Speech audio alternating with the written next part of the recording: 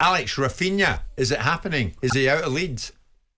Well, the smart money is on a move to Barcelona. Has been for some time, in truth. This has always been the players' preferred destination. Put Chelsea in a bit of a difficult position, actually, having agreed a fee with Leeds, knowing the player didn't really want to move to Stamford Bridge. I think he would have done had Barcelona not been able to see through their interest. Looks like breakthrough has been made overnight between Barcelona and Leeds. It's not signed and sealed as yet, but Barcelona have indicated they're willing now to meet Leeds' asking price of around about £65 million with various performance-related add-ons. So could that be one in, one out of Barcelona? Will that give Manchester United encouragement, you wonder, in their pursuit of Frenkie De Jong, who has returned to training with the Spanish Giants today? He's still owed around about £17 million in unpaid wages. I don't think he'll be going anywhere until he's got a resolution on that. But Manchester United still pressing for De Jong, and Chelsea look set to miss out on Raphinha. Brings Maxwell Cornet into the conversation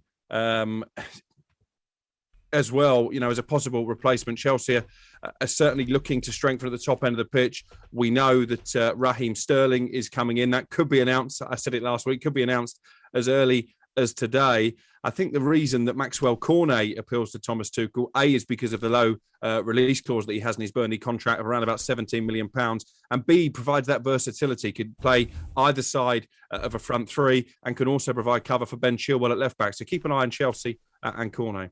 Just on the Barcelona stuff, you say maybe one in, one out. Is that a necessity for them? Do we know that? Because there's such a contrast in reporting of what they can and can't do, and you know they need to get this player off the wage bill to be able to bring him on to sign the contract. I think Christensen's done now, isn't he? But with the Raphinha one, is that actually able to happen with their current predicament? Well, you say Christensen's done. He's been announced as a Barcelona player. I'm not convinced they've actually been able to register him officially yet with La Liga because of their various financial restraints. I was told over the weekend that they've sold some more television rights. That should free up more cash. The figure I was given was £600 million, which should go a long way to solving some of their financial issues. But it isn't straightforward. This deal with Leeds isn't straightforward. I think the money that Chelsea are offering is more money up front and less in add-ons. Barcelona, I think, heavily weighted towards add-ons. But when a player has made it clear to Leeds, as Raphinha has, that I'm only really interested in going to Barcelona, I guess they've had no choice really but to enter into negotiations. But the Barcelona financial situation is absolutely fascinating. If you look at this transfer window, they're holding the key to a lot of deals, aren't they? Robert Lewandowski from Barcelona, that's still working away in the background. And I know that Chelsea have been in touch with his agents and said, look, if Barcelona doesn't happen, we'd like to have a conversation. You've got the De Jong deal, you've got Raphinha. So really this whole transfer merry-go-round seems to be at the whim of Barcelona. Yeah. Can you give us any clarity on it, Simon? What the It'd be hell's interesting going to on? see, because obviously Christensen can't be being paid, can he? Because if he's not registered with Barcelona, they can't be paying him. So he sat there in limbo. Look, I mean, they are restructuring the finances that they have in place. So there may well be covenants in place that they need to have unequivocal deals for players going on the way out before they can do players on the way in.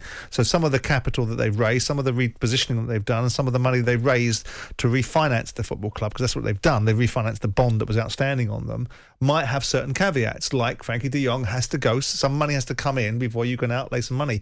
Now, if Leeds want Raphinha, or prepared to let Raphinha go to Barcelona, they can always discount the transaction. They can always bring forward the money and get Barcelona to pay the interest on it by giving. If Chelsea are going to pay the 60 million quid up front and Barcelona want it over 4 years, well, Leeds can always discount the transaction. Plenty of banks will do that. Interesting you mentioned Maxwell Cornet and Chelsea in the same breath, Alex. Before we came on air this morning, I heard there was an interest from Chelsea in Declan Rice. It became nothing more than that. They indicated an interest in Declan Rice, tested the water, and then we're told 150 million might do it. And as a result of that, it's more than odds on that Declan Rice will stay at West Ham in this window. Yeah, it wouldn't surprise him if he ends up at Chelsea in the long haul. Obviously, he will feel maybe that he's got a bit of unfinished business there, possibly similar to Nathan Ake. Looks like he will be on his way back to Stamford Bridge from Manchester City. We know about his friendship with Mason Mount. Simon will probably tell you that doesn't really come into play when players pick their new clubs, but they do have a really strong bond, those two. I think Declan Rice will give West Ham one more year. I think there's almost a gentleman's agreement, although we know they don't mean much in football from the Harry Kane saga last summer, that he will do that. I expect him to leave next summer. And I think if Chelsea are a Champions League club, if they finish in the top 4, as I would expect them to, I think they'll be right there knocking on West Ham's door. Okay. What about Eriksen, Lisandro Martinez? I mean, we see United now out in the Far East. We've been hearing noises from Ten Hag today. What are you hearing? Yeah, I was intrigued by that press conference this morning. Obviously, Ten Hag echoing what Manchester United have been telling us all the way along when it comes to Ronaldo, not for sale. Expect him to see out the last year of his contract. Whether he joins them in Australia for the second leg of their tour, I think is still open to a fair amount of conjecture. When it comes to Christian Eriksen, they are expecting that deal, Manchester United, to go through this week. His medical process will take a bit longer than a standard medical because of the issues, the much publicised issues that he's had in the past. But that will be their second signing through the door, along with Tyrell Malacia. Barring any late complications, they're still pushing for Lisandro Martinez. There seems to be a bit of a disagreement, actually, and I'm keen to get Danny's view on this, between Manchester United's scouting department and their new manager. As I understand it, Pau Torres, the Villarreal centre-back, is the player the scouting department put forward to Ten Hag. He said, no, Martinez is the left-sided central defender that I want. You mean who would I prefer? Well, I've seen more of Pau Torres. I like him. He's good footballing centre-half, strong.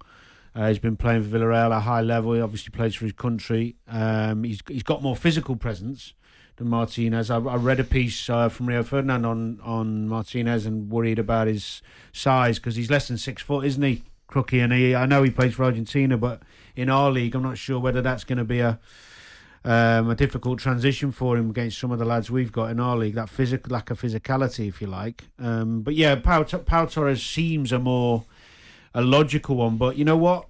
If the manager knows him personally, likes him, you've got to back your manager. Listen, Alex, Matthew Benham, for those who don't know, owner of Brentford, he's authorising payments for a number of players now. They're spending some money, Brentford. Yeah, they are. A club record deal agreed for Hull for their wide man, Keane Lewis Potter. I guess there are similarities between this transaction and that of Jarrod Bowen when he left Hull as a wide player in the EFL to go to West Ham. If King Lewis Potter works out half as well for Brentford as Bowen has for West Ham, that will be money very well spent. And I think they're signing a goalkeeper as well, and one that was on Manchester United's radar over the weekend. The former Lazio keeper, Thomas Trakoska, is currently undergoing a medical, talkSPORT understands, ahead of a free transfer to the Brentford Community Stadium. They've already signed Aaron Hickey, the right back from Bologna, as well, for a not insignificant fee. So Brentford doing big business this summer. I tell you what, that relegation battle is fascinating because Brentford have spent money. Nottingham Forest have brought in half a dozen players for decent money. Fulham are busy. Andreas Pereira will be their latest recruit. He played in a friendly for them yesterday. So they could well be an established team. I'm looking at Everton, based on what happened to them last season, based on the lack of activity, who could well find themselves in trouble again at the bottom of the Premier League. Can I just take you back quickly to the... I was just thinking about the Declan Rice stuff, and I know you're thinking maybe he'll stay another year. But what the signing of Flynn Downs, who plays in a similar role, and looks a talent, by the way, do you think that's not an indication they might be thinking he could be gone? I think maybe that's an indication they see him as a long-term successor. But also they've got European football to balance. I think most West Ham fans feel that really the reason they fell away in the league in the second half of last season was because of a lack of squad depth. Clearly, they're trying to address that. They've signed Areola on a permanent contract. They brought in Aguerd at the back as well, and they're very much in the hunt for Armando Broja. That one could well develop over the next couple of weeks. So I think they know they need bodies in. I mean, the hierarchy of West Ham said to me on 2 occasions this morning, Danny, ain't for sale in this window. Will not be leaving in this window. But we'll see. We've heard that before. The lad down at Brighton who's had an incredible season, Cucurella. What's the latest with that? There was all sorts of talk that he was going to Manchester City.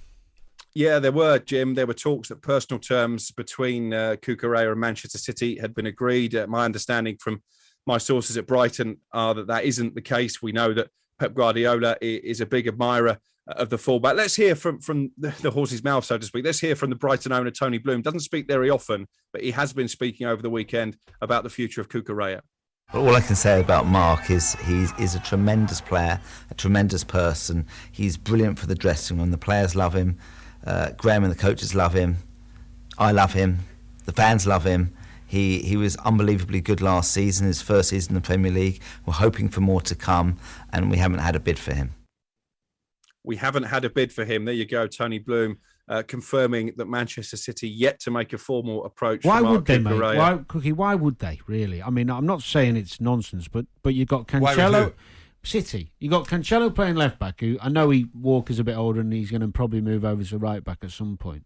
But you've also got Zinchenko, who came into the side and he's a terrific player as well. I'm not sure Cucurella, I can't even say it. Cucurella. Yeah, Cucurella. Cucurella is better than Zinchenko. Just seems a strange one. Doesn't seem like they've got a need for a left back at the moment.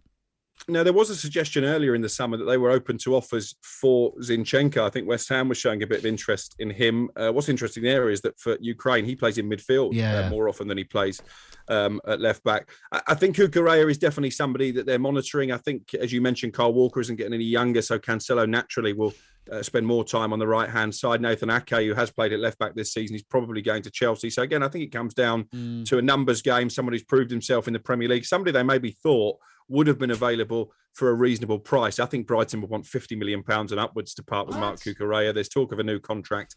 I don't think he'll go this summer. Jim White and Simon Jordan. Monday to Friday mornings from 10 on AM, on DAB, via the talkSPORT app and on your smart speaker. talkSPORT.